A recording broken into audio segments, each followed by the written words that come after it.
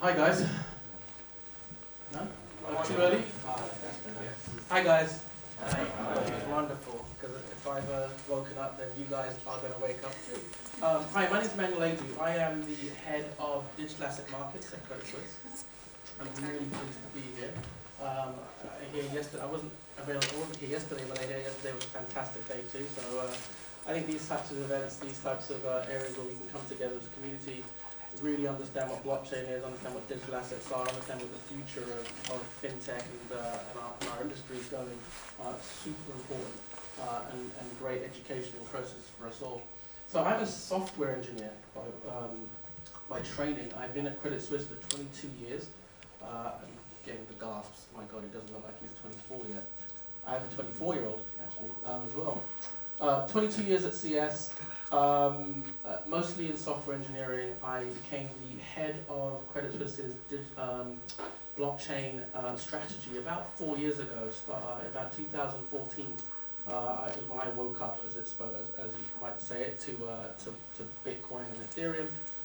Ran that practice until the beginning of this year, and managed to convince some folks at CS. This is quite a big statement that we decided to push ahead and get into this digital asset space. It doesn't mean Credit Suisse is getting into, this disclaimer, into cryptocurrency. We're not. We continue to look at the space and understand it and figure it out for ourselves and our clients and our shareholders. But we do believe that the future issuance of regular securities, whether they be equities, debt, etc., will ultimately be in a digital format. And I'll talk a little bit about that as I continue my remarks. The way this is going to work, I've got 20 minutes I think, and I'm going to break this into 3 sections. The first is really, what is blockchain, which you all know what it is, but it'll be very, very quick. And how we approach it from an enterprise perspective. Often I speak to entrepreneurs, startups. I'm responsible for the firm's investments, balance sheet investment when it comes to blockchain, and I'm also responsible for the entire portfolio of blockchain projects within the firm. And so often I get the question, how can I interact with Credit Suisse? So this is really just a way for you to understand what we're looking for, how we work, etc. And I'm sure we're no different to many of the other large financial institutions that you might want to interact with. The second section will focus on the transition to digital assets, and then finally I'll go through a use case.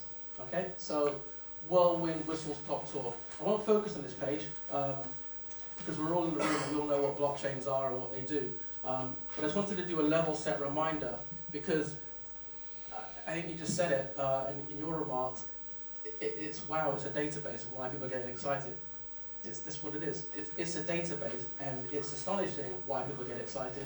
But effectively, what this database system does is it allows us to solve for these particular things. No alchemy, no altering, no human error, no reconciliations, and no impersonation.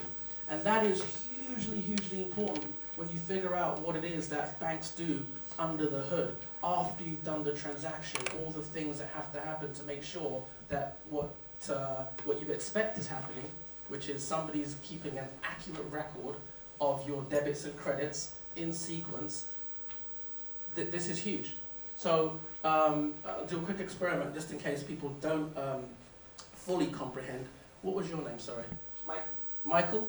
So Michael and I don't know each other, but I'm going to send him a fictitious email to his email address, and I'm going to call him straight up and say, hey Michael, did you get my email? And he's going to reply, no, I didn't get your email, Emmanuel. What am I going to do? What do you do in that situation?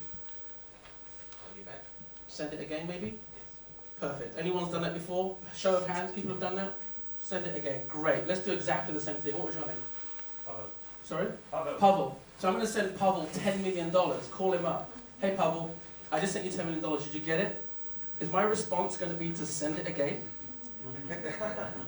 And I'm just trying to highlight that you've got 2 different database systems. One's an email system, one's a finance system. They're effectively databases. One's a ledger and one's just it's a database that keeps messages and records. But you understand that even our mental approach to trying to solve what was a reconciliation problem, why didn't the email arrive and why didn't the $10 million arrive, we have a different approach to it because one has value and one really, is worthless to us in terms of how we think about it.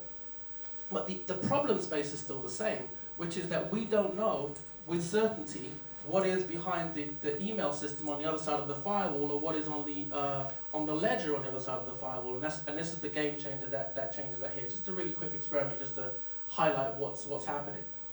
So, how do we leverage this technology to, we keep talking about reducing expenses and this is a game changer. How does this actually work, and why do we go through this process, and why do we believe in it? Well, at CS we've got this approach, and we've developed something, a strategy, which we call it the fast follow strategy. I think we should rename it. I apologize for some of the text because it looks like it's been, as we've changed formats for the screen, it's a bit blurry. But effectively what we've got is a buy, build, partner, and invest strategy. So we take a ton of ideas. We call it innovation, but in the technical, true sense of innovation, and this is just me being a bit pedantic with this. Every one of our projects must have two things. Firstly, we call it proof of value, which means that we understand and we have a business person who really owns the P&L, who owns the output, the outcome, attesting to the fact that, yes, if we were to solve this problem, it would have a benefit. And by the way, that benefit has to be, because of the newness and of the technology, it really has to have a 50% or greater saving opportunity in the scope that we've defined that this problem is going to solve. And then the second thing it should do is it should work, technically. Sounds obvious, but we want to make sure that it can meet all the requirements, both functional and non-functional. So whenever we do an experiment, whenever we think about getting in the room with a startup, or even building it ourselves, or looking at a partner, we're asking ourselves those two questions, and the output has to be quite quick. We're looking for 10 to 12 weeks. I said 3 months out here somewhere, but it's really, we want it to be very concise and answer some specific success criteria before we move into the next gate. And if it doesn't move into the next gate, that's okay, because the technology is improving and we can come back to it. It must always pass the proof of value gate. If it doesn't make sense in that proof of value gate, then we don't go forward. One word of caution is proof of value is actually, and I've discovered this over the 4.5 years I was doing the strategy piece, there's no one person in an organization that understands the incomplete front to back.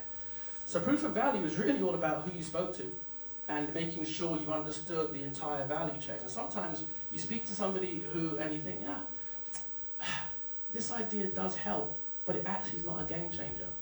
And then a year later you meet somebody else in a slightly adjacent but related function. So we haven't moved away and done something different.